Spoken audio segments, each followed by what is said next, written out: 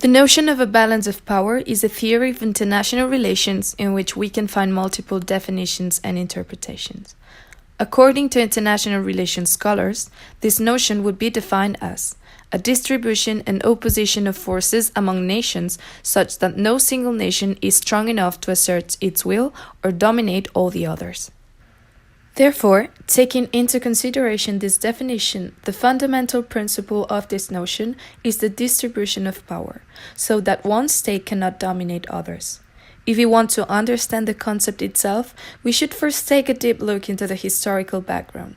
Following the abdication of Napoleon in 1814, Europe's protagonists, Russia, Britain, Austria, and Prussia, and other delegates met at the Congress of Vienna from November 1814 to June 1815.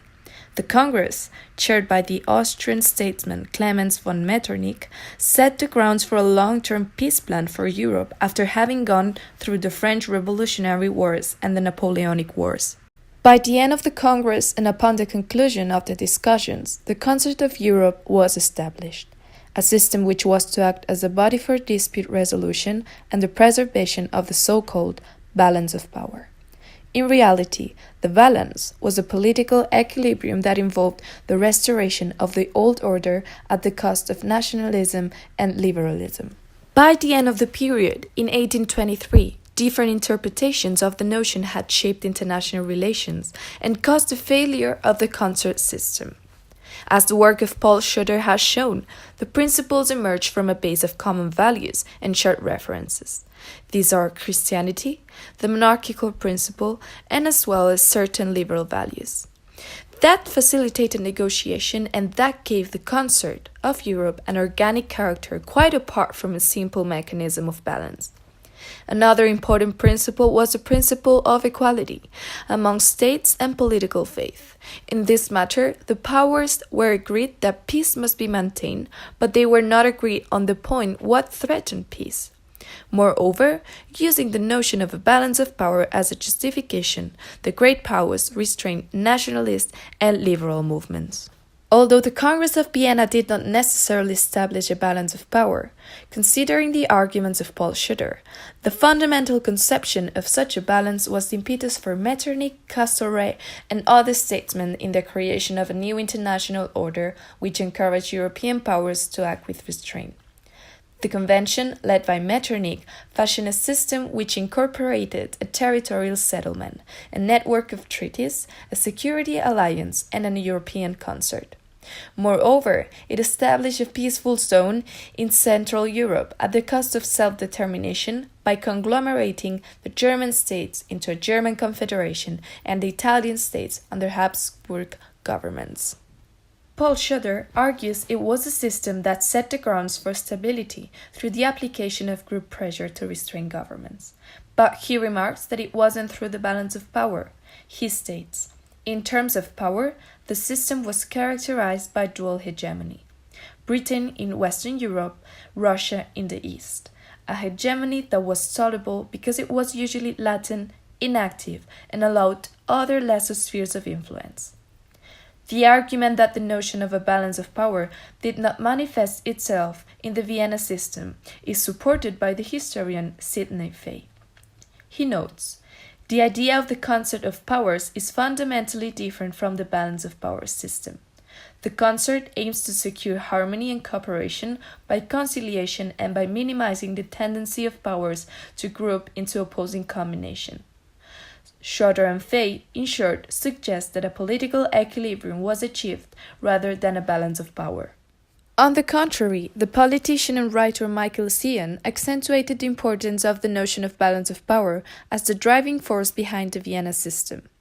The system was created with the explicit and publicly announced objective of creating and sustaining an effective balance of power system. Encouraging restraint was a principle at the center of the Vienna system. The post-war alliance exhibited characteristics of a pact of restraint. These mutually entangling alliance relations supplemented, and to some extent replaced, balance of power as the core logic of order. The notion of a power equilibrium inspired the construction of the concert system, encouraging European powers to act with restraint and consideration. which was evident in the conclusion of a period of crisis, revolts, and revolutions in the years following the system's establishment. The major European powers did not have analogous interpretations of the notion of a balance of power, partly a reflection of their differing ideologies and political systems. That is why these play a role in shaping international relations throughout this period. Henry Kissinger writes of a fundamental difference between the British and continental conceptions of a balance of power.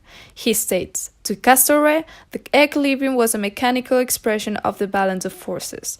To the continental nations, a reconciliation of historical aspirations."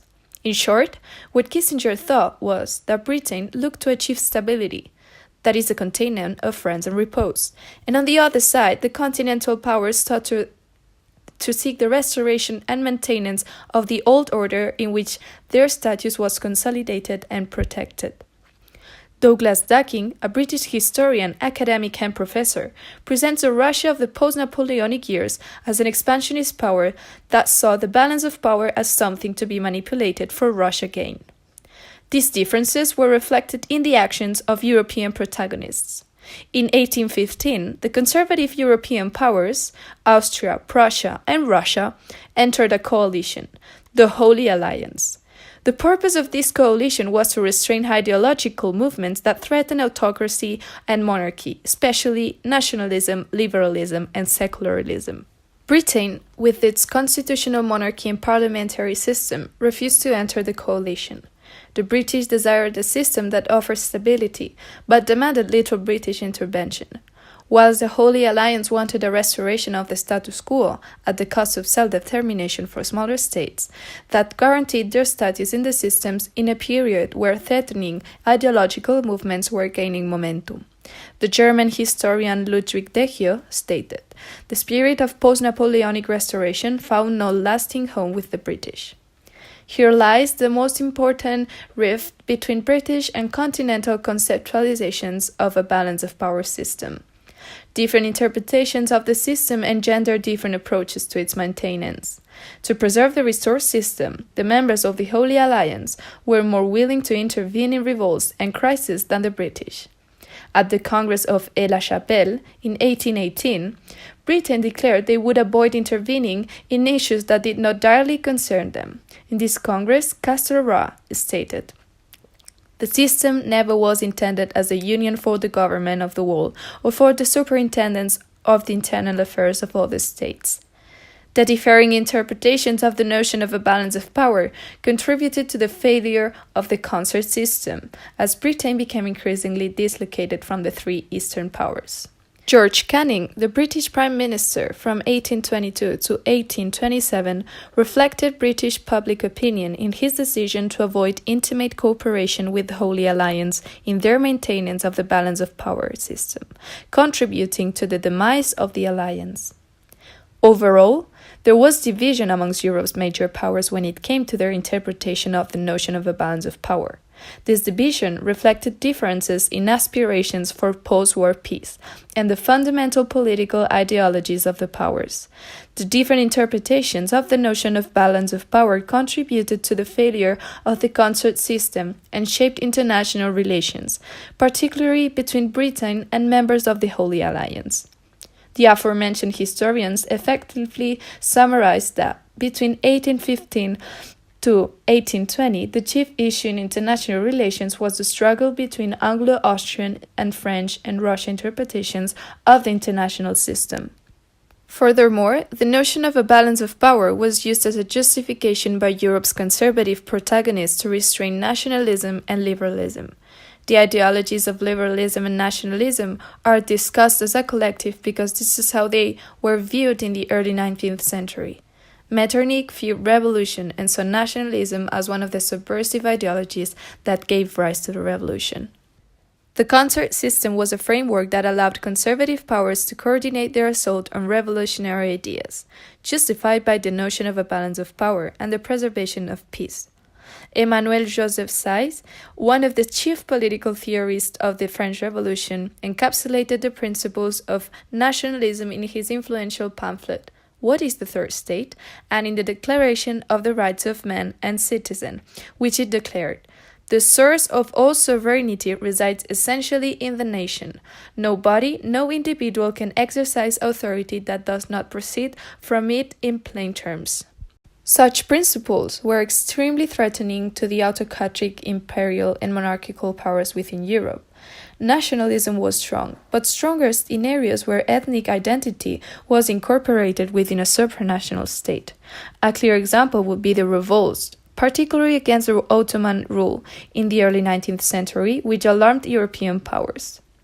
The German states were unified into a German confederation under the dual hegemony of Prussia and Austria. Historians debate the degree to which this was an effort to prevent their unification rather than simply a means to secure peaceful Central Europe. Comparably, many Italian states were placed under the control of the Austrian Empire and Habsburg with a similar justification. In these ways, the notion played a role in justifying the suppression of nationalist prospects by conservative European powers. To conclude, the three main roles of the concept of balance of power were as follows. First, the impetus behind the system. Second, different interpretations played a role in determining the effectiveness and longevity of the system. And thirdly, the notion was used as a justification for the suppression of nationalist and liberal movements. For these reasons, the notion of a balance of power played a significant role in international relations between 1815 and 1823.